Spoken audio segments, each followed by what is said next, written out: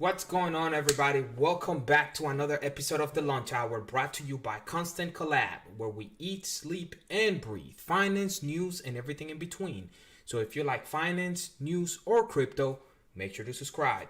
We have a great show lined up for you guys today, so let's dive in. So, it's a great day to be in crypto today. I'm not gonna lie. The overall market cap is at $2.97 trillion. We are up 2.36%. So the overall volume right now, it's at 137 billion. Bitcoin still remains at 43.5%, and Ethereum is at 19.3. So not much has changed there. Bitcoin this morning got really close to breaking. Well, it did break its previous all-time high. It did touch 19 or 69.5 or 69.7, depending on which exchange you are looking. Ethereum is right at the gates of 5,000. It's at 48.39, up 1.2%. And then Solana's up almost 2%. XRP is making big moves today. It's up almost 6%. It's right at 6%, 14.35 for the week. It just changed right there.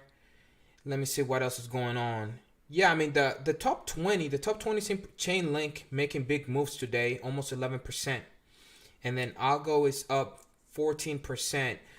But yeah, I mean it's a great day to be in crypto. It could be a pretty hard week this week. I'm really excited to see what Bitcoin does. And me and Brian and people in Constant Collab, we constantly mention Bitcoin, and at the end of the day, there's a lot of people that, close friends actually, that get at me for not owning Bitcoin. I'm out there, I don't own Bitcoin. But for me personally, it's always been a math game. When I could have bought Bitcoin at 3,000, even 1,000, I think I saw Bitcoin for a while. I was buying Cardano at around 2 cents. So mathematically it just didn't make sense to buy Bitcoin over Cardano, and it still doesn't. Not XRP, but Bitcoin could I called 115 to 130 top on Bitcoin. Even from this point, I might get, if I buy Bitcoin right now, I might double my money. If I buy Cardano today, analysts and myself included, I put Cardano at $10 at the end of the cycle. So I could get 500% in Cardano or 100% in Bitcoin. Mathematically, it just makes no sense. So some people stand by Bitcoin, and Bitcoin maximalists and whatnot. Yeah, Bitcoin at the end of the day has the pulse of the market, and me personally, I will continue to use it as my canary in the coal mine. So as soon as I see Bitcoin pull back and I see altcoins start to run, I my senses are running, and that's telling me that that's the end of the cycle. I have nothing against Bitcoin at all. So don't get it twisted out there. I'm saying it to the world right now. I have nothing against Bitcoin, and I think, that it's a great investment. However, if Bitcoin doesn't change and no upgrades happen, Bitcoin could get dethroned, especially by Ethereum. Ethereum is right on the necks of Bitcoin, and, 100% gain on Ethereum could dethrone Bitcoin. It could flip it. And a lot of people are always talking about the flipping it and whatnot, but it could happen. And Bitcoin, the only thing that Bitcoin has against, Gen 2 and Gen 3 cryptocurrencies, it's first mover advantage. Other than that, you currently cannot build on Bitcoin as it stands. It's not fast. It's still used as proof of work. So, and to me, anything that has to do with proof of work, I stay away from it. I don't like it. I never have.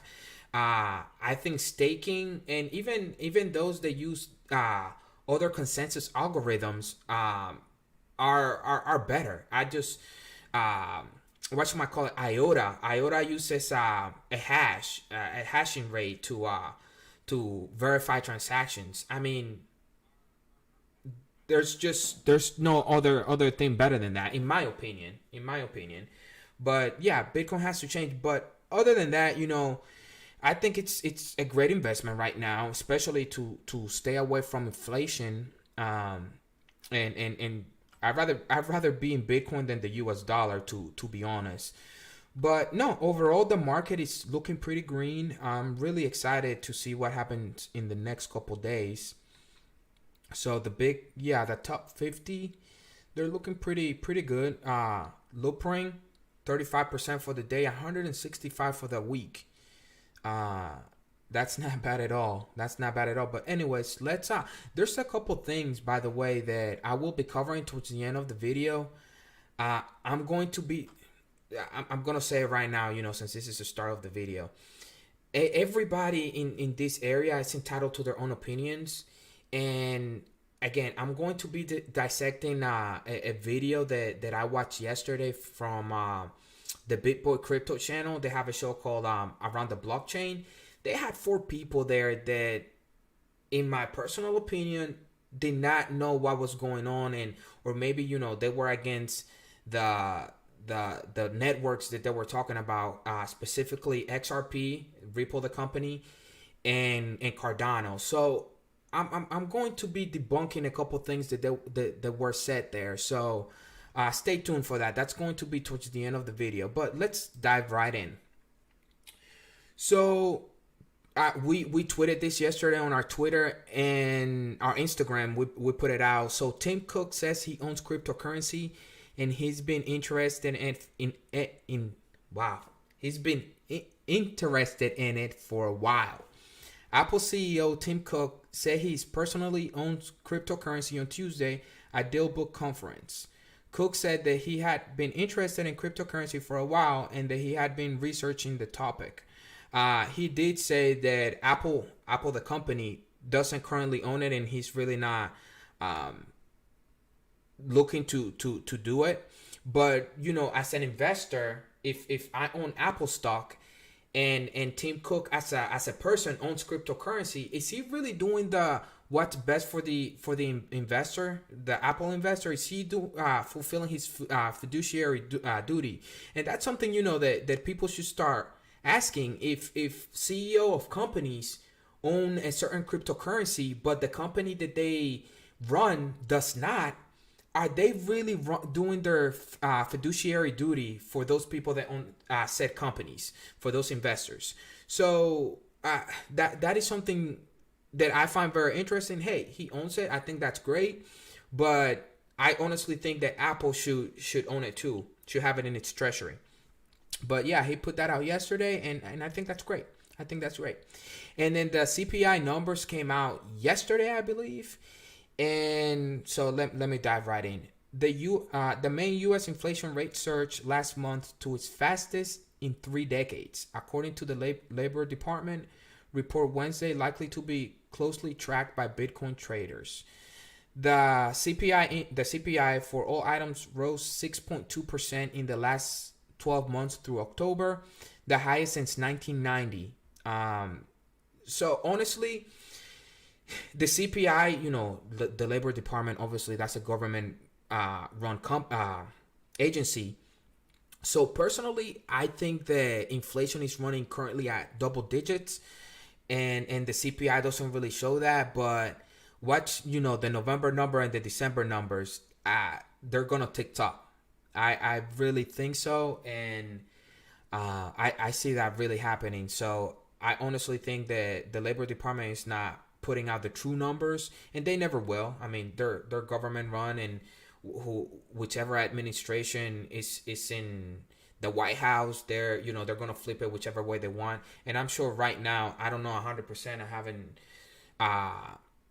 gone deeply in it, but I'm sure Republicans are saying that it's running in double digits, and I think that it is too. That's just personal opinion, what I'm seeing, what I'm looking into, but I think so too. But moving on, Latin American real estate market leader accepting Bitcoin as a payment. I just put this here, for the adoption part of it. I really think that's great. And that's the future. I mean, you're literally going to be able to buy houses with cryptocurrency. Banks are moving into it. Financial institutions are moving into crypto. So the more adoption occurs, the more the more utility cryptocurrencies will have overall. So I really think this is great. And yeah, let's move on. New York DEF licensed standard custody brings Solana staking to institutions. In addition to Bitcoin and Ether, institutional investors are looking to broaden their exposures to emerging projects such as Solana. Standard Custody and Trust Company, a digital asset custodian in New York, has expanded its crypto offerings to include Solana, giving institutional investors the ability to stake and custody the world's sixth largest cryptocurrency. Beginning Wednesday, institutional investors will have the ability to interact directly with Solana's rapidly growing ecosystem through both segregated and on-chain accounts. So, more adoptions, more companies bringing it, facilitating larger institutional adoption. So I think that's great. And that's actually one of the topics that I will, dissect later. And they were talking about it on the blockchain, on the blockchain yesterday. And again, they were saying some things that I don't think were very accurate. So I will be talking about that in a few minutes. So stay tuned for that. And then on other news, Brave partners with Solana to integrate into the browser and make it the default dApp support. Solana's making big moves, and in the past few months, it's moved drastically on the charts. We've talked about it multiple times on Crypto After Dark and on the Lunch Hour, and Solana has made drastic moves. Its chart is literally pretty much going up in a straight line. So personally, I wouldn't buy it right now. Do I regret not buying it at $25, $5? Yeah, I do. Of course, who wouldn't? But yeah, it's going to be integrated on the browser network, and that is good news. That is good news for Solana. And then on other news, more adoption. University of Cambridge to launch decentralized carbon credit marketplace on the Tezos blockchain. The university has hoped the move will raise funding for large-scale conservation and restoration initiatives. In an announcement Friday morning, the University of Cambridge announced it would be building a novel decentralized carbon credit marketplace to support global reforestation efforts. That's awesome. I think, again, the blockchain has so many uses. And to this day, I still feel like people and other companies, they still underestimate it. So, again, there's adoption happening left and right. So when I talk to people about blockchain and is it too late to get in? No, absolutely not. Is it too late in this bull cycle? Maybe, perhaps. You're not going to become a millionaire if you buying now. But I'm a believer that millionaires are made during the bear market, but that's when people, are afraid to buy. They think that the whole thing is going to collapse. And that is yet to happen with any market period. The stock market, the gold market, commodities. Millionaires are made when everybody else is running away from it. So yeah, you can still invest, dabble in, DCA your way into any project that you're looking to buy on red days. And then wait for the bear market, and that's when you do the bulk of your research, look for new projects coming out, and then you wait for another cycle. I've been here since mid 2016, so this is a game of patience, and I believe that. And then Ripple, this is one of the things that I wanted to talk about. Again, they talked about it on the blockchain. We'll get into that right after this. But crypto analyst says it has taken a big step to be the Amazon of this space, referring to crypto to the crypto market. On Tuesday, November 9th, the first day of the 2-day virtual Ripple Swell Global 2021 conference, fintech firm Ripple announced the Liquidity Hub, which is described as a one-stop shop for enterprises to source any tokenized asset. Keyword here, enterprises. Another word for enterprises, institutions, large companies. So this is something. Let me go right into it. Let me put my headphones in And let's talk about this. So this guy, he's the host. Again, great dude. I think that on the blockchain it's a great show. Let me move that right there. I think on the blockchain it's a great show. You know, they put out great news. I really like it when Ben Bitboy Crypto's there. You know, I honestly wish he would have been there for this episode specifically, because they were going ham on XRP and Cardano, and Ben supports both of those projects. I mean, he started Big Boy Crypto, so he's a smart guy. Let's get it straight. And I wish he would have been there to clear these guys out. And I really regret that. You know, I think he's in Vegas right now at a poker tournament. But I really wish he would have called in or something to clear these guys out. But let's listen to this real quick. DeFi, they're branching out. Ripple Labs are starting to branch out. They're going to start offering access to give people the ability to trade and swap into Bitcoin, into Ethereum, Litecoin, Bitcoin Cash, and ETH Classic. So basically, imagine they're trying to do some of the things you're seeing with exchanges, but almost, let's just be honest with ourselves. It'll be centralized, and you'll be able to swap your XRP with some. Let's be specific. Yes, it will be centralized. That's 100%. It's an exchange that will be run by Ripple, the company. But it's meant for institutional investors. It's meant for big companies. It's not meant for you and I. They don't care about us. Since the inception of Ripple, the company, not XRP, Ripple, they've been, talking to federal banks. They've been talking to large financial institutions. They've been talking to central banks.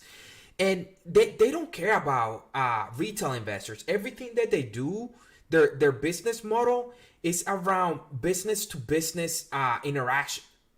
I mean, if you want to look for P2P, person to person, look at Stellar, look at XLM. That's what they're there for. That's what they want to do.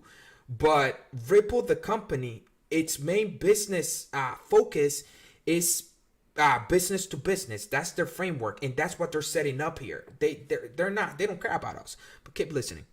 These tokens, and presumably you come in with some Ethereum, you come in with some Bitcoin, and you can go ahead and buy some XRP.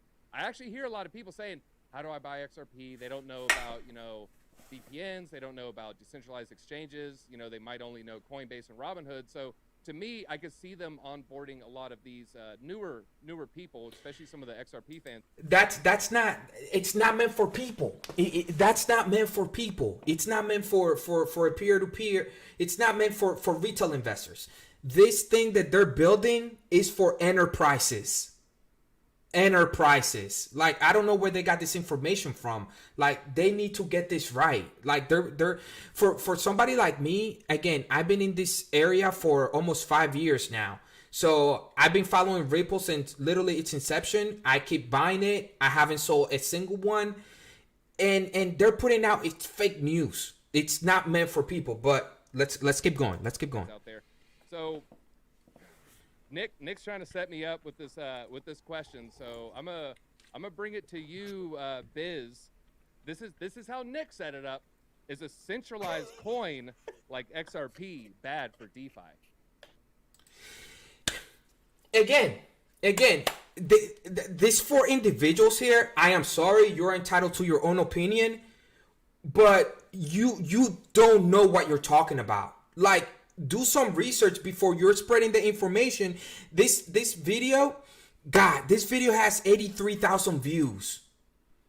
That means 83,000 people got wrong information about what you were talking about. Where's Ben? Like, come on. And what you need to understand is that Ripple, the company, has a big stack of XRP. Right now, they're in the middle of a lawsuit with the SEC. So by setting something up like this, it destroys the argument that XRP says security. Because the argument that the SEC is trying to make is that everything that the Ripple does is to increase the value of XRP. Obviously, this is not. They're setting up an exchange for institutional investors to put money in. They will include XRP, Bitcoin, Bitcoin Cash, Ethereum, Ethereum Classic, and Litecoin. So obviously they're setting up, they're creating an exchange for institutions. So now with this, the SEC can't be like, oh no, XRP says security. Everything that they do is to increase the value of XRP. Obviously it's not, because there's other cryptocurrencies there in this exchange that they're setting up for enterprises. But let's go back in. Crypto Blood already knows. He already knows this is not going to end well for anybody involved. So your first mistake was inviting me on. No, it's not. But it's okay. It was a mistake. It was a mistake. But go on. As far as the centralizing effect of having it be like you mentioned before, realistically, that's how it's going to have to function. The on-demand liquidity that Ripple Labs offers, it sounds really good. By any other name, we would call this some kind of a fund or liquid market that's being created by some investor group, right? We've seen this happen with various different attempts at centralized exchanges that offer really deep pockets for one or another tentpole cryptocurrency. Maybe they've got a particularly heavy bag of Bitcoin or a particularly heavy bag of Ethereum. Maybe they're old school whales from another project. And so they're able to diversify and provide a lot of the liquidity. And it's, I won't call it usury, but realistically, it's not like meant to be a game, fun, right? When you're outside of this asset class. This is not meant to be a fun. Again, this guy does not know what he's talking about, unfortunately. And I said it, I was going on their chat yesterday, and I put it there.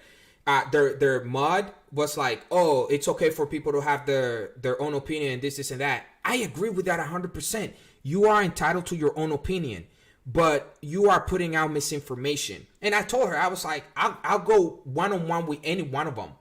But class and you get into real estate, you find the same characters that pop up in this space for centralized exchanges, and they wind up making these things possible. I don't see how it's going to be all that much different for Ripple Labs, other than that they're sitting on a treasury that they may be able to use in a more flexible way. That said, if they can make it decentralized, or bare minimum, if they can just kind of use what I'm going to call common sense KYC requirements and common sense AML requirements, because they've already got now a little bit of history and they're setting a little bit of precedent at like keeping the SEC back on its heels. If they can just say, you know what, look, everything that you're talking about, IRS, for example, reporting requirements of $600 transactions for every American. Again, they're not doing this for people. It's for enterprises. Let me fast forward a little bit. And before we get right into that, I just wanted to address Aaron real quick. If you're going to defecate your shorts. No, it was beach. All right. Well, do you think the price action is related to this news? Dizzy. I'm gonna be the first guest that has a negative point score on this show. Let me tell you. Oh, we love it. Because I'm looking at the chat room right now. I'm seeing ADA gang, XRP gang, ADA gang. I don't like neither of them. So, because you're garbage and you don't know what you're talking about, sadly, dude. Like, really, like, for real. I go one-on-one with you anytime, man. Wow. If you look at the article you sent us, man, it says in the highlight from Decrypt Media, the service could provide a key new revenue stream apart from selling XRP. That lets you know. Yeah, right there, I saw that line too. Revenue stream is selling. At the end of the day, Ripple is a business. Ripple is a company. If I ran Ripple, I would be doing the same thing. You have to find different sources of revenue to run your business. Like, what CEO or manager wouldn't be thinking like that? What are you talking about, dude? Like, for real. XRP, like, come on, man. I just think ignorance. I'm not down with the XRP game. I'm gonna be a little more concise than mind your biz. It's, to me, a very centralized blockchain, if you want to even call it that is looking to really help the banksters, in my opinion. I'm just gonna keep it 100 with you. So he just doesn't like banks. He obviously by the term that he used, like, I know that he doesn't like banks. He thinks he's probably a Bitcoin maximalist. I wouldn't be surprised at this point. And that, again, that's fine. But just, I'm an OG crypto cat. Back when I got into crypto, 2013, it was a libertarian movement. We were about being your own bank, Clown. you know, having your own keys and all that stuff. Clown. So I just, when I see projects like XRP, I don't even pay attention to them, bro. Whether or not I'm gonna make, you can make 10x, 100x, whatever. You can keep your money. I'll get it elsewhere. All right, Keeper. I want to. And that's fine. So XRP, he kind of brings. Again, that's fine. Like if you don't like XRP because it's a banker coin and whatnot, and that you shouldn't be getting points for that crap. Like really, because it's a banker coin. At the end of the day, it's a blockchain that is currently being used for a lot more. The XRP ledger, there are over 4,000 coins being minted on the XRP ledger. Go to zoom.community.com and you or zoom.community and you can see all the projects literally on the XRPL. So what Ripple is doing, and yes, they hold a large percentage of XRP in their escrow, but there are projects being built on the XRP ledger. Like Ripple, the company, and XRP are two completely separate things. Understand that. Brings up their revenue model. You know, the way they make money is they sell XRP, but they are trying to branch out. So they're moving into this new space where there's already competitors, but they seem to make it. You know, they're going to make it XRP centric. Chat, they keep bringing up the KuCoin. Of course, I brought that up, and there's some other examples of some of these BitTrue and some of these other exchanges. Are they trying to copy, you know, like some of the corporate media, or not the media, but like the corporate moves where you see something working by competing companies, so you're just like, you know what, I'm just going to copy that. Do you think they're going to start branching? You know, are we going to see a wallet soon? Or are we going to? Sorry, you know, DZ, like that's not even the right question. You guys are so off the mark that it's not even funny. What they're building is for enterprises, not in retail investors. Just I'm gonna stop hampering on that. Let's move on to what they had to say about Cardano, which was oh my god. Like let me fast forward. So I'm gonna ask you, Keeper here. We'll bring it back and we'll go around the blockchain there. Is he in over his head trying to meet with all of let me go back a little bit. Cardano into the country, and he wants it to become the backbone of some of these serious industries like the telecom and the. He's talking about Charles Hoskinson, the CEO of IOHK that created Cardano. He's been meeting with individuals or governments in Africa to help them bring him to the 21st century on the blockchain. And just listen. The institutional infrastructure with the internet, everything else, but Nick, you set me up. All right, Nick set me up, man. You set me up here. So I'm gonna ask you, Keeper here. We'll bring it back and we'll go around the blockchain there. Is he in over his head trying to meet with all of these leaders in this continent? I mean, he's going from the southern tip to the top. It's one of the largest continents in the world, right? If not the largest continent in the world. And I mean, is it too much at once when, he famously tweeted a little over a year ago, there'd be 10,000 dApps out and fully running on Cardano. And, that just to be, that isn't the case. That isn't what happened. So is they're right about that. Quickly too fast, or does he know what he's doing? You know what? I like to hope that he knows what he's doing. He seems to be very calculated. Over the years, we have seen one thing from him, and that he has a game plan, and the timing of everything that Cardano does seems to have some sort of a reason behind it. Now, that being said, Africa is an opportunity, right? It is a place where they currently, in a number of different places, are using cell phone minutes as currency. If that is the case, if that indeed is the case, which by the way, I almost think that cell phone minutes are better than our fiat dollar we've got over here printing like wildfire. But I think that he looks at Africa and says, look, he has a personal mission to bank the unbanked. He has a personal mission, like Mr. And that's fine. Jack Dorsey, the CEO of Twitter, he's in Africa trying to do the same thing. At the end of the day, it is a business opportunity. And I honestly think that's the right play. A country like the US or the UK or Japan, those, developed world, they really don't need blockchain the same way that up and coming country like India or Pakistan or all of Africa for that matter need it. They need it a lot more than developed countries. So let's keep going. I'm gonna save the world. So All right. Well, okay. Now, Blood, why do you think these meetings are being held? Listen to this guy. I mean, is this saying, is this a bad sign? Or I is this a don't good know, sign? DZ. I just got a question. Like, how many DApps are running on Cardano right now? I'm out of curiosity. Does anyone It's know? not 10,000. It's not 10,000, but it's not zero. So I looked it up, and there's actually over 100 dApps on the Cardano ecosystem. There's everything from NFT, there's wallets, 88 Lite, Trezor, Woo Network is on it. So there are a bunch of, dApps running on it. Oracle, Charlie, Ergo. So they're trying to make it seem like Cardano is crap.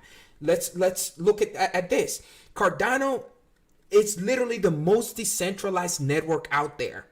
Over 20, almost 29 billion in value are staked in the Cardano network. Next to it is Polkadot with 25, and then Solana is third with barely even almost 10 billion. So these clowns, they're over here trying to make it seem like what Cardano's doing is crap and they're not going anywhere and it's useless. I will say it. I own it. I've been following Cardano since before Shelly. I think right the inception, I was starting to look into it. I didn't buy it right away, but Charles moved away from Ethereum because he saw the defects in Ethereum and he wanted to make it better. He was one of the co-founders of Ethereum, and then he saw that there were flaws in it, so he wanted to make it better. And guess what? Why is Ethereum moving into a staking format? Come on. Don't be saying stupid shit just for the sake of saying stupid shit. Let's be for real. Let's go back. It is less than 10,000. Is it one? Is it one? This clown. Really? You're supposed to be an expert? You should be in crypto. Running the board right now. You're in crypto since 2013, but you're saying that there's only one dApp on Cardano? Just say it, be blunt, say that you're a crypto maximalist, and let's leave it at that. Or a Bitcoin maximalist, and let's leave it at that. But quit BSing people. Okay. He's done So his own anyway, staking nodes listen, and everything. I It's actually- crickets from his end. I don't know. Yeah, okay, right. I actually like Charles Hoskinson. I Same. met him last year out in Wyoming. I was out in Wyoming for a political event, and I heard him speak, bro. And the guy is smart, beyond. It's just on another level, and he has a lot of poignant, things that he wants and that he talked about and he wants to do from a philanthropy standpoint. And I respect him for that. I think he's putting the cart before the horse. I disagree. This is the last comment that I'm gonna make on this video. I don't want to get a copyright thing on it, so BitBoy Crypto, I apologize, but I wanted to talk about this video specifically because, unfortunately, again, I like your show. I watch it every single day. I've been following Ben for a while, but unfortunately, this episode, man, it should be deleted. It should be thrown away and not even spoken about for the simple fact that, unfortunately, the people first of all, you only had it one side. It was one-sided. Had Ben been there, bet he would have obliterated every single one of them. Because obviously they did not know what they were talking about. Sadly. So, again, I tell people, do your own research. Look into any product that you want to buy. But again, BitBoy Crypto literally has one of the biggest followings out there. So it's sad that the people that they had on the show were putting out bad information, because that's all that was. And for that reason, I had to talk about it.